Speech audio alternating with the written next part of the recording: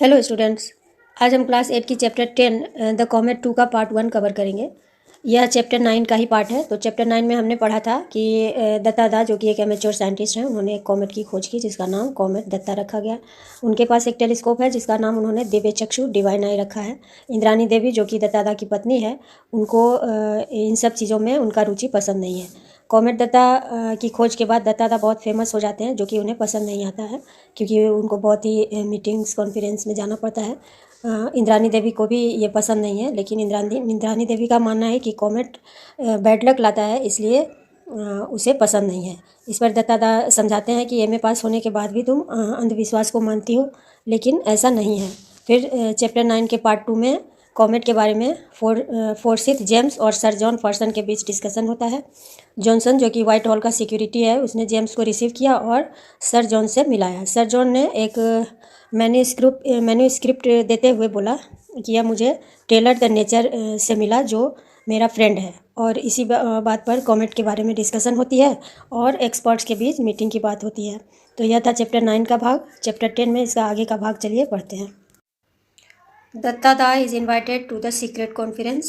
How to change the course of Comet Datta is the scientist's hidden agenda. Datta Da and the defense advisor become close friends and share a secret. तो इस secret conference में दत्ता दा को invite किया जाता है। वैज्ञानिकों का जो हिडन एजेंडा होता है कि कॉमेट दत्ता का खतरा है पृथ्वी से टकराने का, वो कैसे चेंज किया जाए। दत्ता दा और डिफेंस एडवाइज़र के बीच दोस्ती हो जाती है और दोनों अपने अपने सीक्रेट्स शेयर करते हैं। तो ये थे मेन पॉइंट्स चैप्टर के। अब आगे डिटेल में समझते हैं। By the time they finished their deliberations and Sir John dropped him at his hotel off Regent Street, it was 1 a.m. There was hardly any crowd on the street, but when James looked up from his window, a star-studded night sky greeted him. Somewhere amongst these stars was Comet Datta heading for a collision with the Earth. It was hard to believe the calamity of the future on such a peaceful night. For a moment, James wondered if he had done his sums right. उनके बीच sir John और James के बीच जो deliberation चल रही थी, वो समाप्त होने के बाद जॉन ने उसे होटल रीजन में ड्रॉप कर दिया। उस समय रात्रि के 1 बज रहे थे। उस समय बिल्कुल सन्नाटा था, 1 या 2 लोग दिख रहे होंगे। लेकिन जब जेम्स ने अपने कमरे के विंडो से ऊपर की ओर देखा तो आसमान मानो सितारों से सजा हुआ था और ऐसा लग रहा था कि वे उसका स्वागत कर रहे हों। और कहीं न कहीं उनमें से ही एक कॉमेट दत्ता था जो कि पृथ्वी से टकराने को तैयार था। विश्वास नहीं हो रहा था कि इतने चमकते तारों में से एक तारा विनाश का कारण बन सकता था। वो था कॉमेट दत्ता। इस शांतिपूर्ण रात को देखकर भरोसा नहीं हो रहा था कि भविष्य में विनाश होने वाला है, मतलब कैलेमिटी आने वाली है। एक बार के लिए जेम्स गंभीर हो गया कि उसने सही कैलकुलेशन किया है या नहीं। मतलब जेम्स वो सितारों भरी रात को देखकर उसे अपने कैलकुलेशन पे शक होने लगी। Whatever doubt James may have had about Sir John's efficiency were quickly dispelled when he reported for the conference and found that all the experts listed by him were there: astronomers, computer scientists, nuclear physicists, space technologists, biologists, and all were there. And as Sir John's special invitee was present the man who had started it all, Manoj Datta. Sir John की कार्यकुशलता के बारे में जो शंका, जो भी doubts James के मन में थी, वो सारी दूर हो गई जब उसने देखा जितने एक्सपर्ट्स को उन्होंने कॉन्फ्रेंस के लिए बुलाया वो सारे वहाँ मौजूद थे। Astronomers, computer scientist, nuclear physicist, space technologist, biologist, सब लोग उस कॉन्फ्रेंस में आए थे। और सर जॉन के जो स्पेशल गेस्ट जिनकी वजह से यह कॉन्फ्रेंस हो रहा था, मनोज दत्ता भी वहाँ मौजूद थे। The conference lasted 1 week and went on under total cover of secrecy. First, the experts checked and rechecked James Forsyth's calculation with the latest observations of Comet Datta. He was right. There was no escape from the direct heat predicted by him.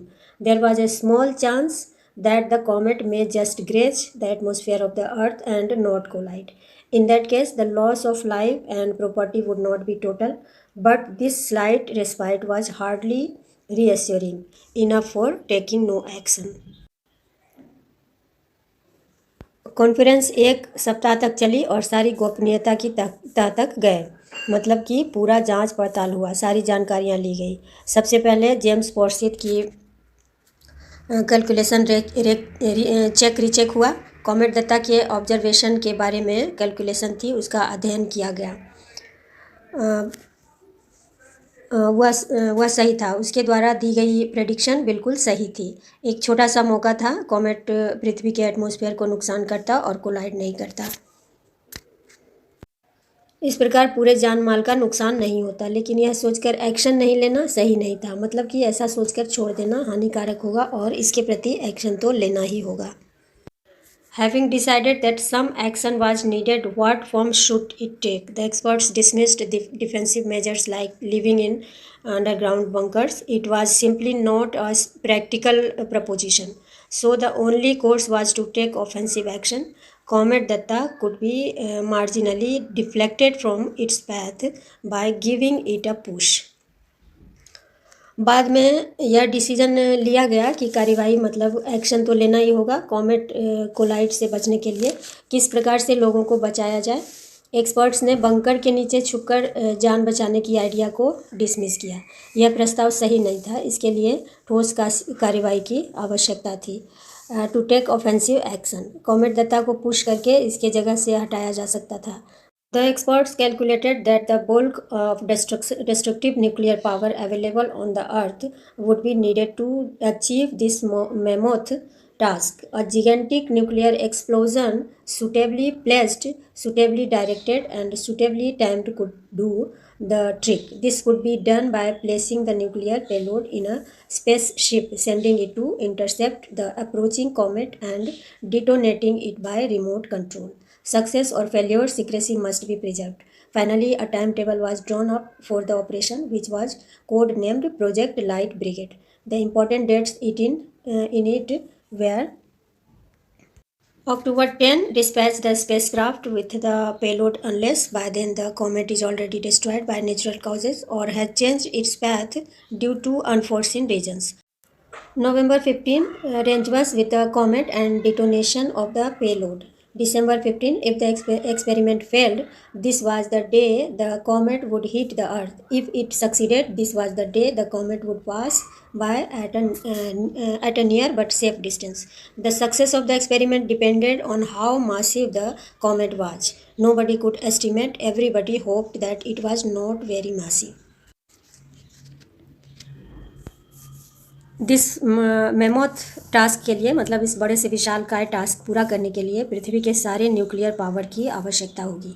Experts ने ऐसा calculation निकाला कि पृथ्वी जितने भी destructive nuclear power है उसका इस्तेमाल करके इस मेमोथ टास्क को पूरा कर सकते हैं। एक जिगेंटिक मतलब विशाल न्यूक्लियर एक्सप्लोजन को सही तरीके से रख कर सही तरीके से दिशा निर्देश करके डायरेक्ट करके और सही टाइम पे फिक्स करके यह कार्य किया जा सकता है। इस न्यूक्लियर को स्पेसशिप में रखकर और कॉमेट के नज़दीक भेजना और इसे रिमोट से इसका डेटोनेशन मतलब ब्लास्ट करना होगा। इससे सफलता और असफलता दोनों हो सकती है, मतलब हो सकता है इससे हम कामयाब हो सकते हैं और नहीं भी।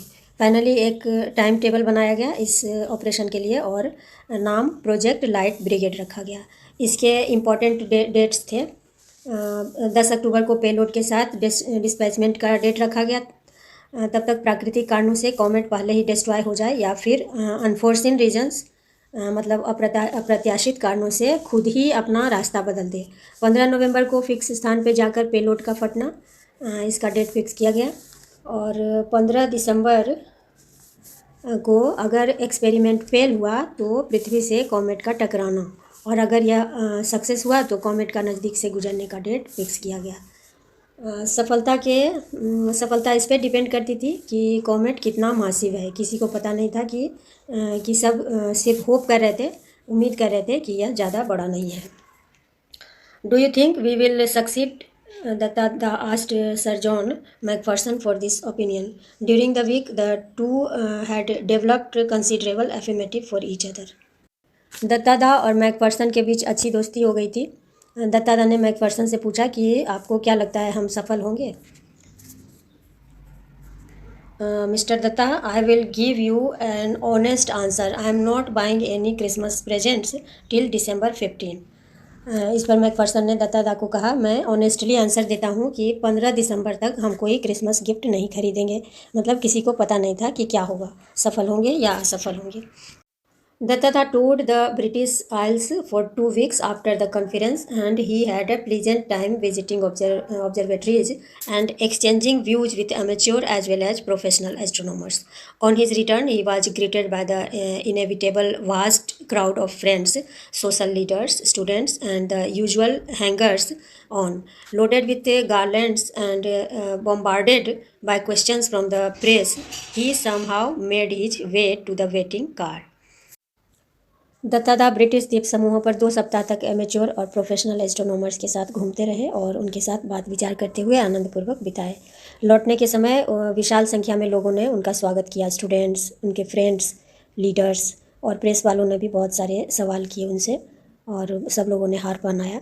फाइनली वे कार की ओर बढ़े और अपनी कार में बैठ गए, वहाँ से निकल पड़े। तो ये पार्ट 1 समाप्त हुआ। पार्ट 2 हम नेक्स्ट वीडियो में समझेंगे। उसमें पता चलेगा कि फाइनली कॉमेट का क्या हुआ और लोगों ने इसे कैसे रिएक्ट किया।